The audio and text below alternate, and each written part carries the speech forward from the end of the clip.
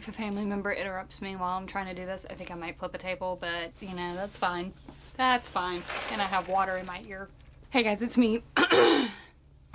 So, it's me, and I'm here to chew a Sunday Twiller, and I'm here with another book review.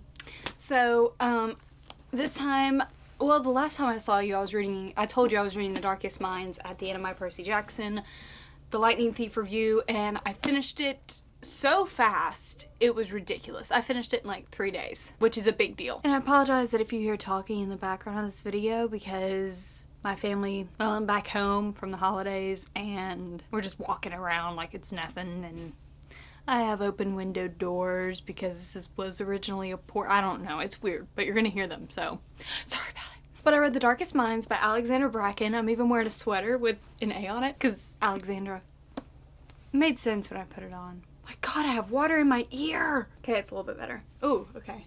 It's gonna pop in the middle of this video. I'm gonna be like, So I read this book, and I really enjoyed this book. I read it so quick. I read it in like 3 days, and it's 500 pages. So I felt like I felt accomplished when I finished this book so quick. It was so, well, I'd heard a lot of great reviews about it from Poland Bananas books. Which I feel like I get all my books from her. Which there's nothing wrong with that, but still. And I've just heard so many great things about it because Never Fade just came out, which I actually just bought Never Fade today because we didn't have school. School got canceled here in the South because we had a little bit of snow and we just flipped over nothing. But I ain't complaining because I never get out of school. So I got Never Fade, which is the second book to The Darkest Minds, and I know that this is paperback and this is hardcover, but I ordered this in hardcover, and then I guess I'll just let people borrow this if they need it. I don't know. I like paperback, but then I like hardcover if it's a really good book. If it's not a really good book, then I'm okay with paperback because it's flimsy. Like, I already bit this right here. I was upset. But yes, this book was amazing. There's a reason why there are so many good reviews on Goodreads and why it has like over 4.5 stars on Goodreads, because the character development, the world development, everything about this is just so beautiful and so perfect that you don't want to put it down. And when you do put it down, you cry because you don't want to put it down. Craig just walked by. That was so awkward.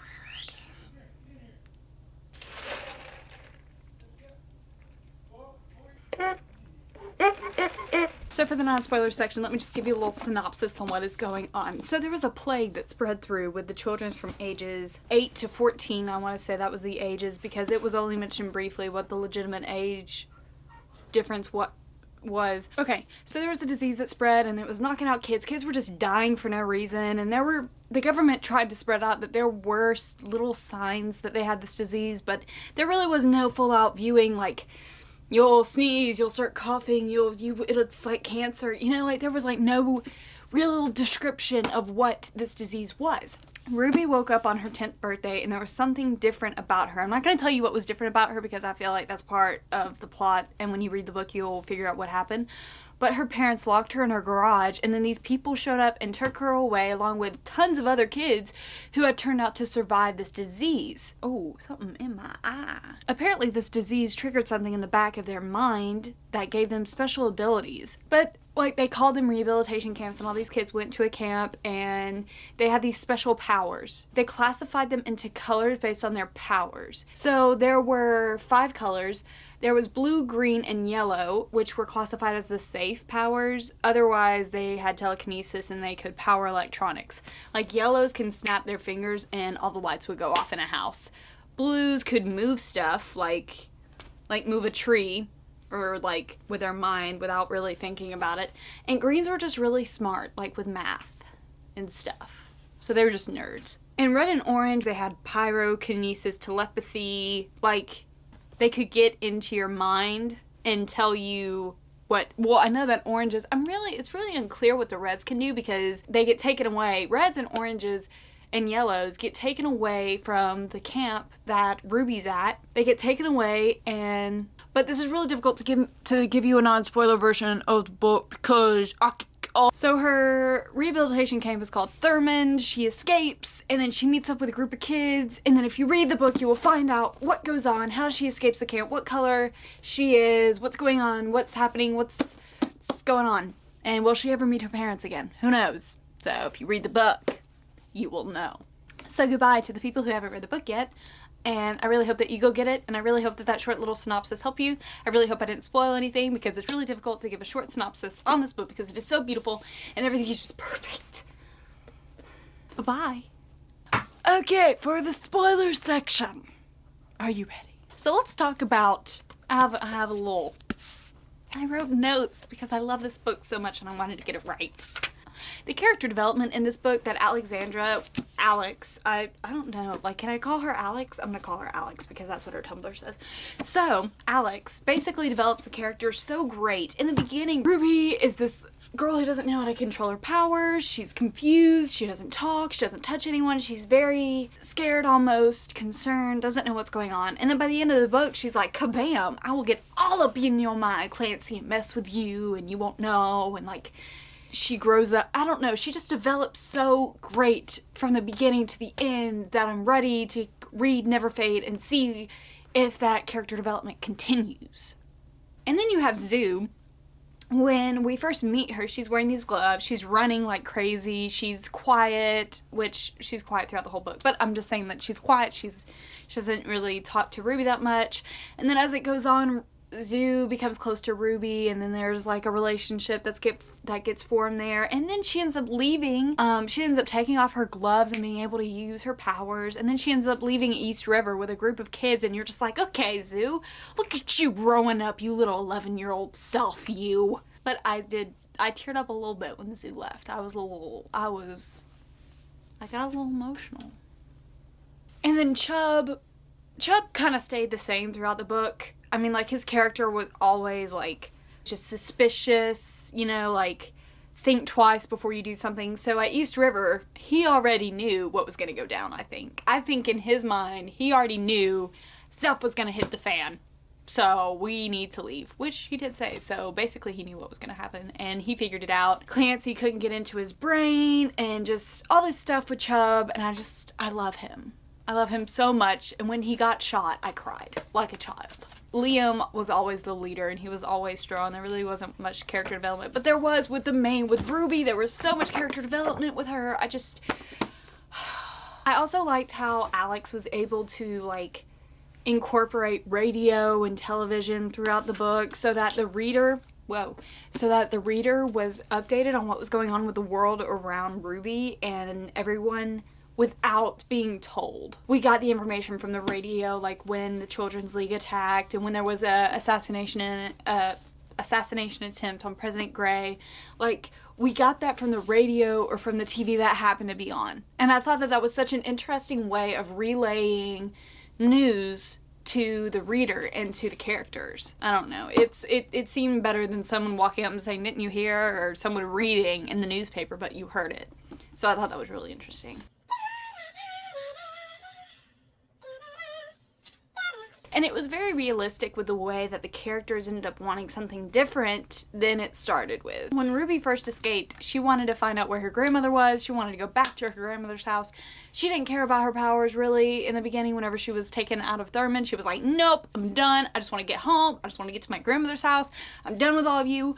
But then by the end of the book, she really stepped up to the plate and she matured. Like it said, she didn't feel like she was 16 or 100. She felt like she was 1,000 years old because of everything that she had gone through. So when she had erased Liam's mind, it was just so adult-like for her with such a young 16-year-old body that it was just 16-year-old, not 16-year-old body. That sounded freaky. And erasing Liam's mind was just unbelievable to me and just so powerful, and I cried. When I closed the book yesterday, I bawled like a child. But you know what I think is going to happen? I think she's going to be able to put, I think she's going to, I haven't even read the second book yet, but I think she's going to be able to put the memories back in Liam. Hopefully they'll meet up again and then she'll be able to put the powers, like all the memories, and be able to shove them back into his head. And I really hope that Chubb survives that gunshot because I was not okay with that. But it was so realistic for Alex to put in that your goals can change. Like, I think that's one thing that the reader can connect with, is that your goals can change depending on the situation that you're in. And it's very true, especially with someone like me. Like, when I was 4, I wanted to grow up and be an astronaut, and then it changed. Not because NASA shut down, but because my goals changed. So, loved this book. I love the idea of colors and different powers. And Clancy, can we talk? Clancy just made me so he just made me mad. And I was really aggravated with Ruby when she was like, this voice told me to let him kiss me, and like, this voice told me to be okay, and this voice was like, Ruby, Clancy has the same powers as you, and he doesn't even have to touch you. You knew that, right? When you met him, when you were walking down the steps, and you got the image of Clancy giving you a rose saying, I'm so sorry, will you forgive me? Clearly you should know that he doesn't have to touch you, but he does in your head.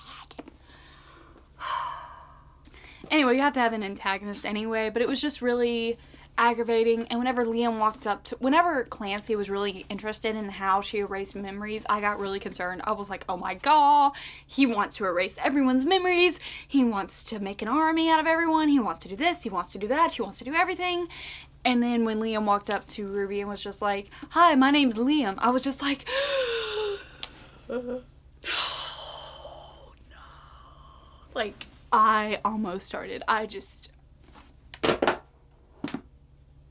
boys are so dumb. But anyway, Clancy just made me mad, but he'll probably show up in the second novel and I'm gonna have to deal with him again and my emotions. But I really love this book. I loved the writing. I loved the development of everything throughout the novel. This is a book that, first of all, I hope gets made into a movie like Divergent and The Hunger Games, because it's just such a good dystopia. I wish that it would be made into a movie. So the book is amazing, okay?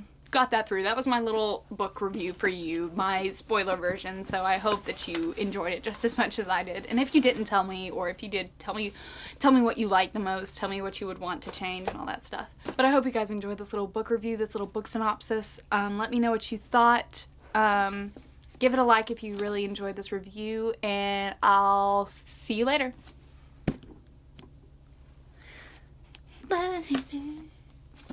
I could put this on the bookshelf next to nothing. You see that?